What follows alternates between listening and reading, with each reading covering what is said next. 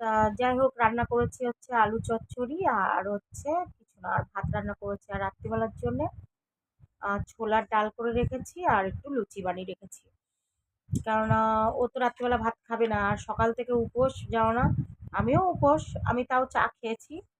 আমি চাটা একটু খাই, কেননা চায়ের নেশা আমার প্রচণ্ড, মাথা ব্যথা করে। চাটা আমি খেয়েছি। আর এই সব কাজ টাজ করে টরে বাসন টাসন অনেক কিছু ছিল, সেসবগুলো মেজে টেজে এই না পেরে, মানে না শুলে আমি মরেই যাবো, যে ক্ষেত্রে আমার কোমরে ব্যথা করছে তো, আর পাতলা পটি হচ্ছে, আর মাথা টাথা সব ঘুরাচ্ছে যাও না। চোখ মুখ দেখেই তোমরা বুঝতে পারছো কতটা কালো হয়ে গেছে আমার এখান থেকে এই কদিনে শরীরের জন্য। যাই হোক, আর রাত্রেবেলা শিব মন্দিরে গিয়ে কি কি করলাম, কেমন কাটালাম, তোমাদের সাথে সব শেয়ার করব। আর বাড়ির সব সোনা বাবাকে তো দিয়েছি, সেটাও তুলে রেখেছি, ঠিক আছে। কি হলো তোর, কি হলো, প্রবলেমটা কি? ওই বদমাইশের শিরোমণি, যাও না এটা। আর একজন দাঁড়িয়ে রয়েছে, লাইট বন্ধ করবে তাই, বুঝলে?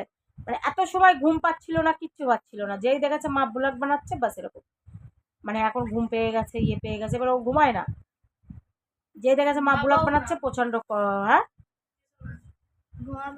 যাই হোক, এই যে তোমাদের সামনে আর রাত্রিবেলা দেখাবো কি করছি না করছি।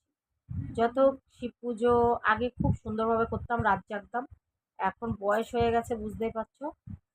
বেশি বয়সে কেরামতি করতে গেলেই এখন উপরে চলে যেতে হবে।